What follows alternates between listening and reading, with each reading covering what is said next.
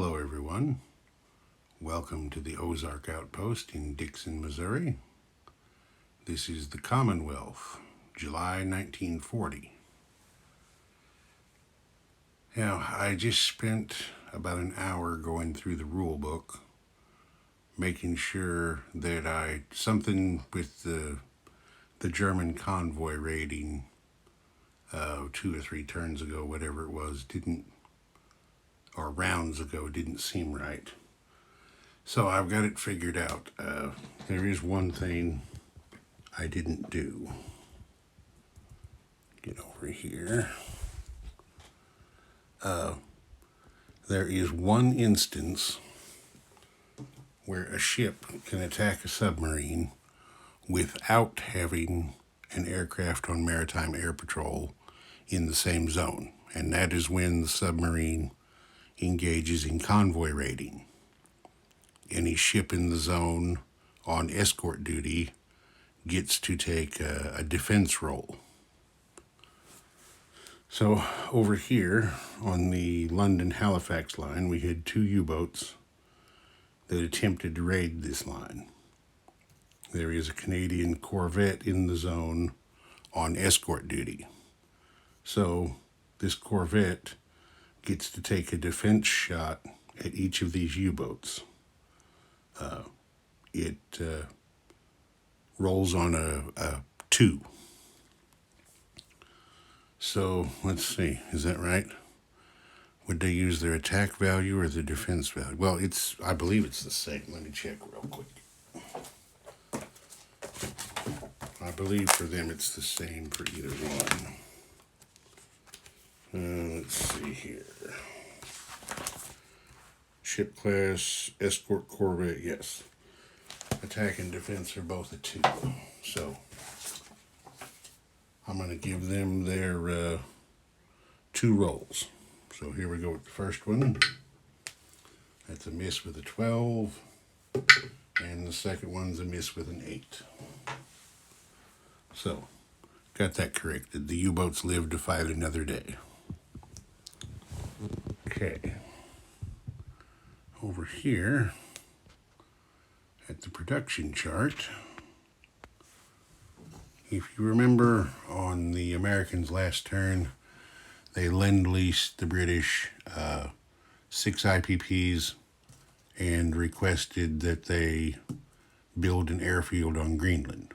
So the British player has spent 3 of those IPPs to start the airfield. Now, of their own money, the Brits have spent £6 to start a battle cruiser, 4 to start an escort carrier for 10. They're building a fighter in Canada through the Commonwealth Air Training Program. They get a discount of 2 on that, so that's £8, makes 18. 2 infantry for 6 makes 24, and an artillery for 4 makes 28. So they spent all their money. The Indians had Gurkha get knocked over back here. The Indians have spent 8 for 2 Gurkhas and 6 for 3 militia, for a total of 14, and they saved 3 rupees in their bank. Anzacs bought a destroyer for 7. They have $5 left in their bank. Canada is buying another corvette for 4 and a seaplane. Now, since the Great Britain is building an aircraft through the air training program, Canada cannot build its own at a discount because these guys are one major nation, and the air training program is restricted to 1 discounted aircraft per player per turn. So they spent 7 and 4 is 11, and they have $2 left in their bank. The Brits have their lone tech chip, and they're going to make another stab at advanced ASW. You see it's still sitting there at stage 2. So, let's get over here. And they're looking for a 7. And missed with a 4. Okay. There's going to be 1 combat.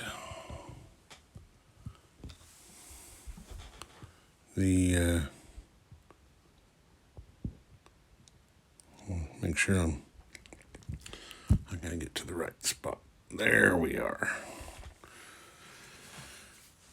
The British have their now 2 strategic bombers here in London. They're both going to go over here and try and do some more damage to this major factory in Western Germany. Last round they did 10 damage, which I think you could see that, which the Germans elected not to repair. So they're going to roll in there and try and cost Hitler some more money.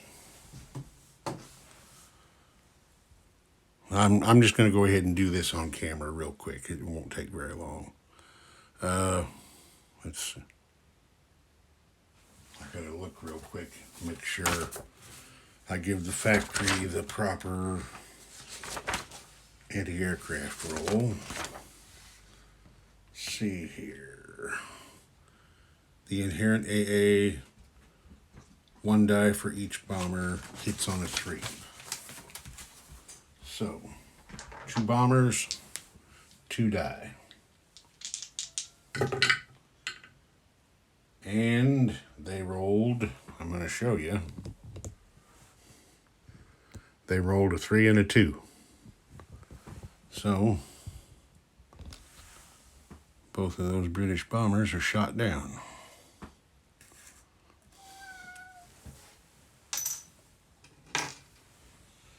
Well, that didn't work out too good.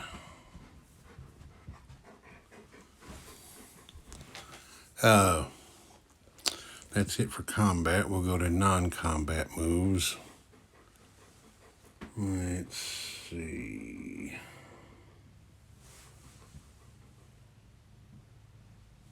Let me shift over here.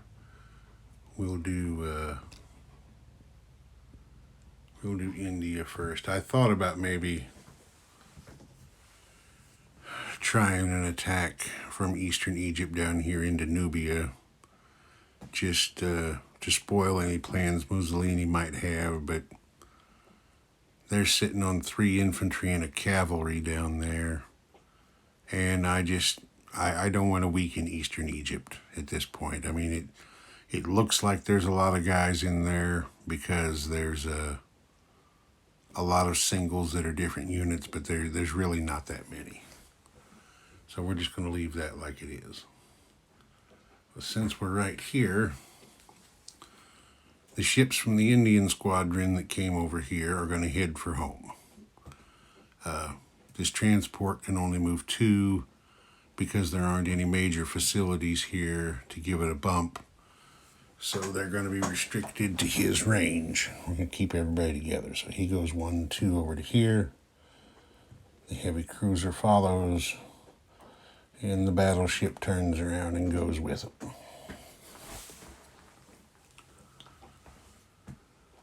Let's see, down here in Anzac, we are going to shift a couple of submarines, I think. This submarine here,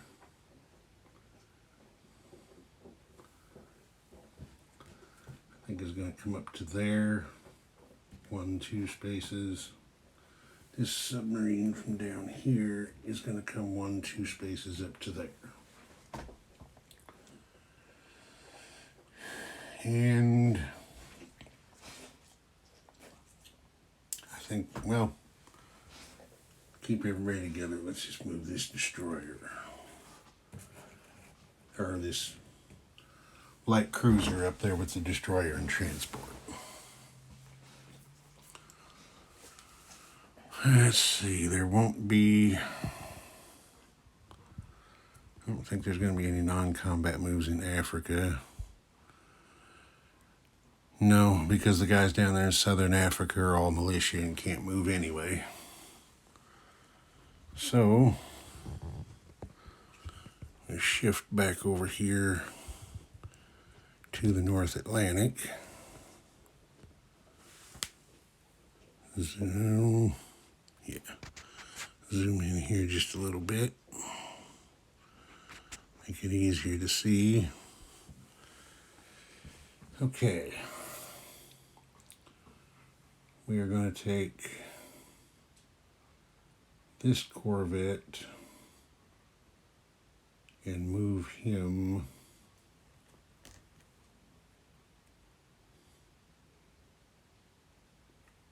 two spaces over to there. Yes. That Corvette, I should have done, well, let me grab a marker real quick. Should have done it during combat moves, but solitaire privilege. We're putting this Corvette on escort duty on the London-Halifax line.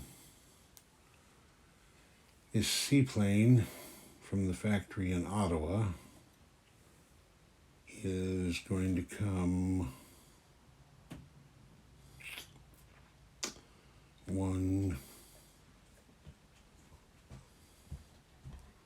2 over to here,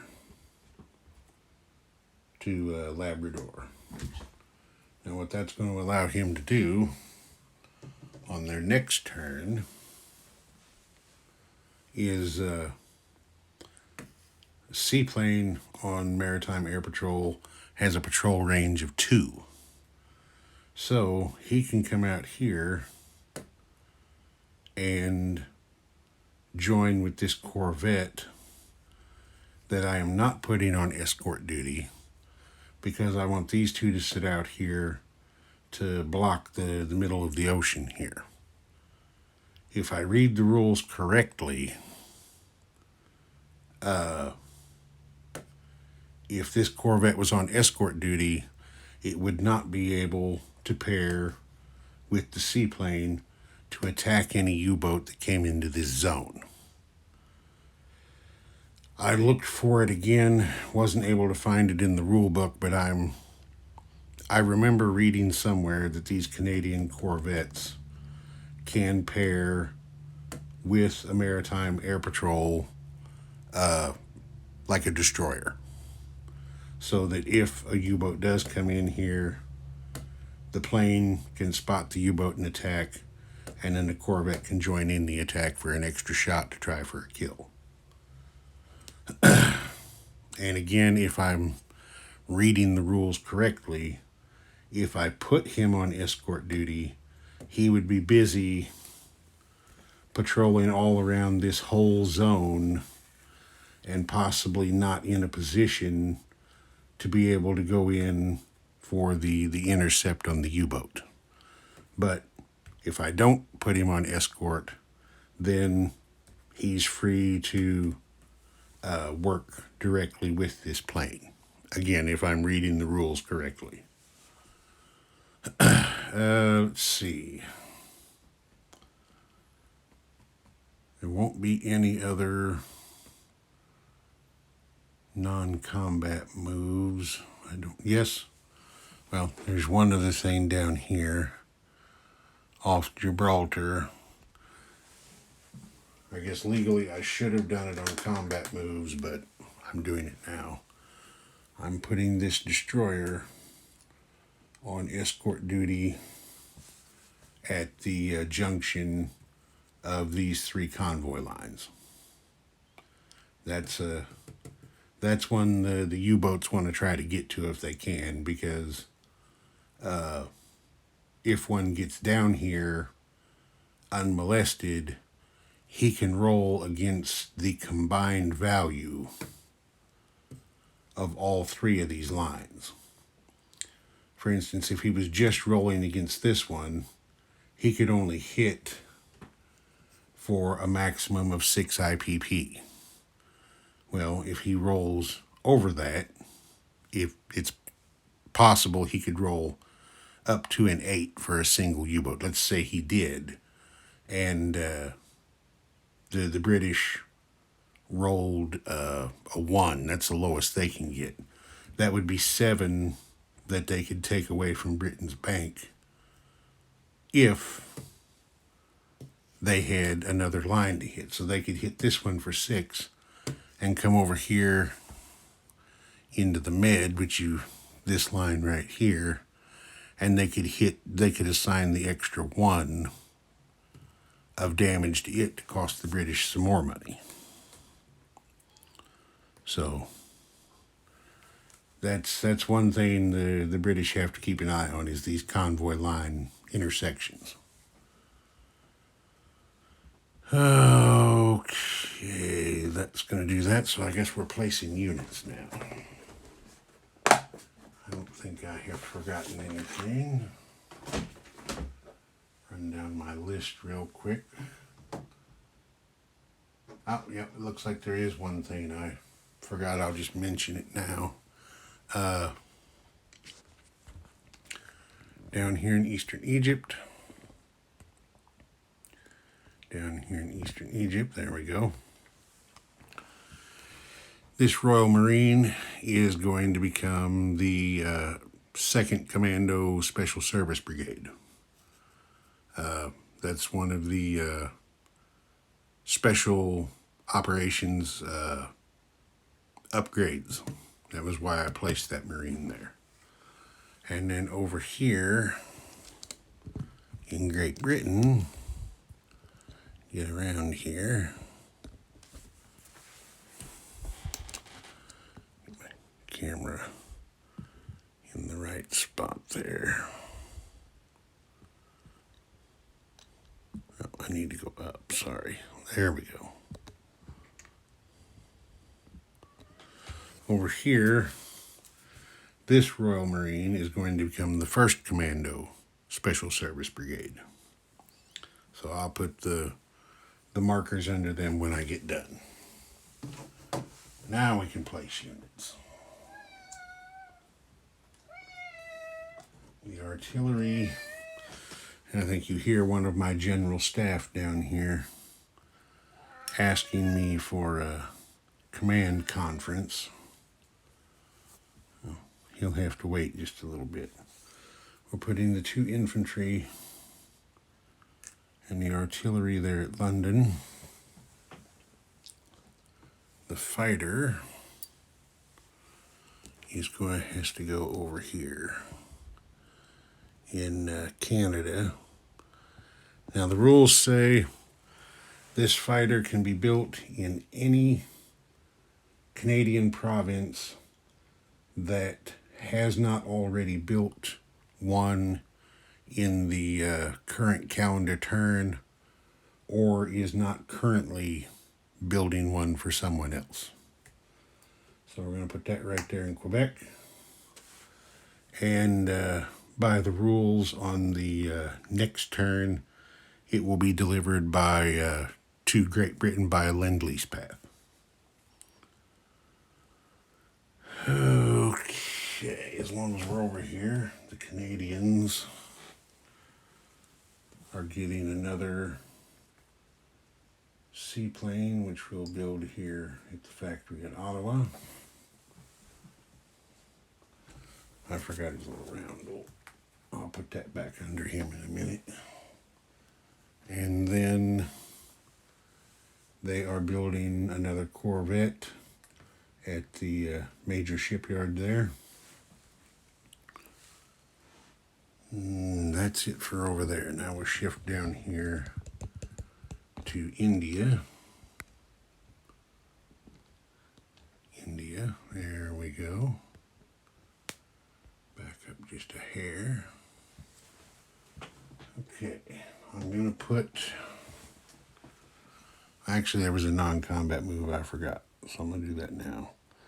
This Gurkha in Bengal moves over to Burma to join his compatriot. And then one Gurkha will be placed here in Benares. I'll get a guy to take care of that. The other Gurkha will be placed there in Bengal. The 3 militia are going to Calcutta. I double-checked the rule on that. The placement of militia is limited to the IPP value of the territory. Calcutta is worth 3. So that's how many we can put there in one turn. And then down to Anzac to place their destroyer at Sydney's minor shipyard.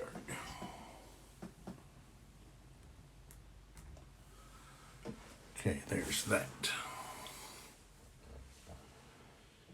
Have a look.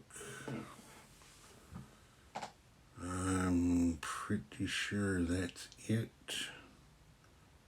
Oh, one other thing I forgot right at the very beginning of the turn, but we're not going to sweat it because it doesn't cost anything. The British Home Fleet in the North Sea there has their damaged battleship. Damage is repaired by, it doesn't matter. There's 2 major shipyards there, and neither one of them built anything.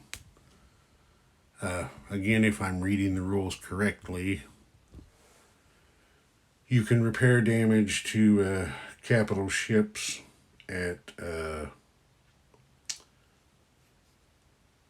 port or shipyard, but you use up one of your production slots to do so. If you do it at a dockyard, it's just done because that's what dockyards are for, is repairing ships. Your only limit there is the number of ships you can repair. Of course, a minor can only do 1 and a major can do up to 5, I believe it is. Okay, got that done. All right, collect income.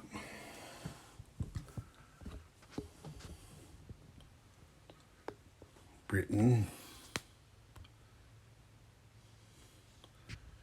is sitting on 23 still. Oh, that's another correction you're probably not aware of.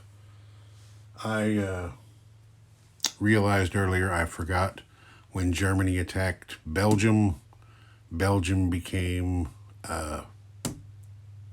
aligned to, well, once Germany attacked Belgium and then Great Britain declared war on Germany, Belgium became aligned to Great Britain, and its IPPs went to the British Bank. They got one for Belgian Congo down there in Africa, and then when the French force liberated Belgium itself, the 2 IPPs for that also went to the British. So they're up here at 23, and their wartime bonus should still be the same. But let's check just to be sure. Possession of Suez Canal, that's a 3. Iran is neutral, that's 2 more for 5. There are enemy submarines on a convoy line, so they do lose that one. So they just get a 5 bonus. So they will get 28 pounds to spend their next turn, since their bank is empty right now. Now I can zoom in a little. India is sitting on 14. Their wartime bonus is +2 because Aden and Eastern Egypt are allied possessed. So that gives them 16 plus the 3 they saved. They'll have 19 next turn. Anzac is sitting there on 7. No enemy warships within 2 sea zones of Australia. Well, it says surface warships, so the Japanese submarines down there off Java don't count, so they get that 2. That'll make 9 onto the 5 they saved. Will give them $14 next turn. Canada saved 2. Their income is 5. That makes 7. And I know they're losing one of their bonuses for the U-boats sitting on the London-Halifax line. Find where their bonuses are at. Let's see. There it is. So they just get the +1 for Alberta, Saskatchewan being connected to the major factory. So 2 and 5 is 7 plus 1. They'll have 8 in their bank for next turn. Okay, that'll do it. This is Ozark Outpost. Over and out.